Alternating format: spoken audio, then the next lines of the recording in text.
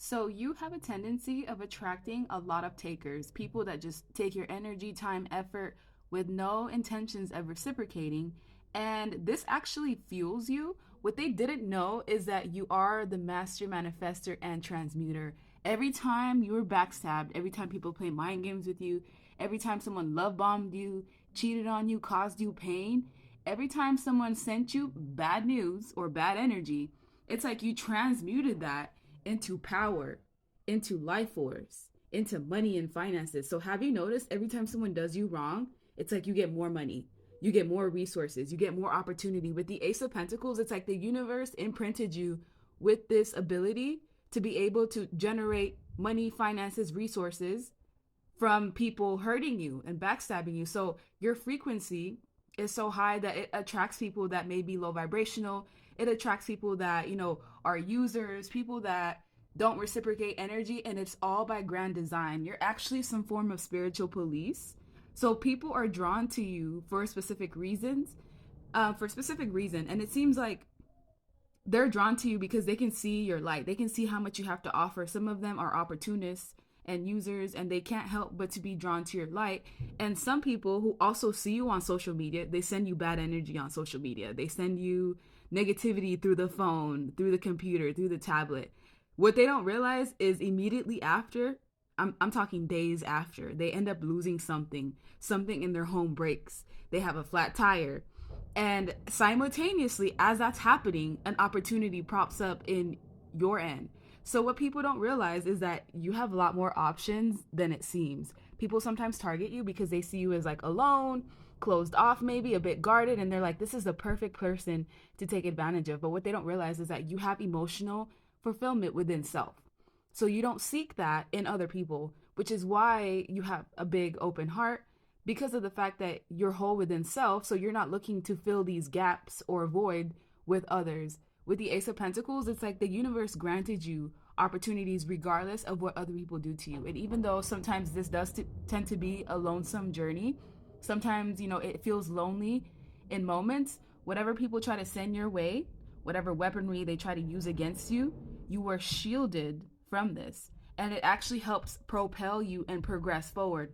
This is something that you've realized. It's almost like you collect infinity stones from people. You transmute the energy that they send your way, the negativity, and you use it as a means to fuel yourself.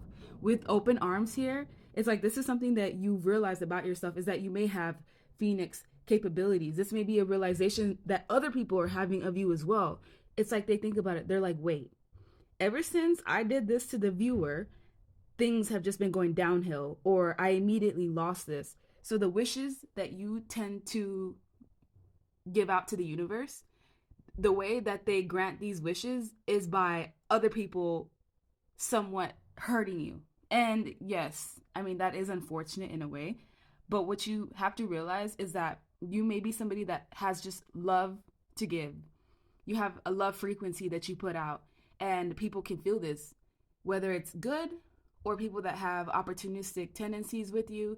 No one gets away with anything. That's what I'm trying to get at this whole reading, is that nobody that does anything wrong with you gets away with it. It may seem like it in the moment, but trust and believe, even they know that they can't mess with you. That's why people that do you wrong, it's very hard for them to try to repeat their behaviors with you, not just because of the fact that you have strong boundaries afterwards, but because they realize the correlation between negative side effects that end up in their life due to what they do to you. It's like doing you wrong affects their health. It affects their happiness. It affects their fitness. It affects their dieting. All of a sudden they're walking, they sprain their ankle out of nowhere. It affects their ability to have, even healthy foods. Everything has a domino effect when it comes to you. That's how powerful you are. You are in full control of your life. Yes, there are outside factors like fate, destiny, and whatnot. But when it comes to you, your awareness level gives you a lot more power than other people. So yeah, let them send you bad energy. Let them send you bad news over the phone. Let them gossip about you. Let them spread lies about you. Let them recruit other people in a group. Oh yeah, especially that in a group setting, when there's like spiritual warfare coming towards you as a group, that group is going to lose something major. You better believe that.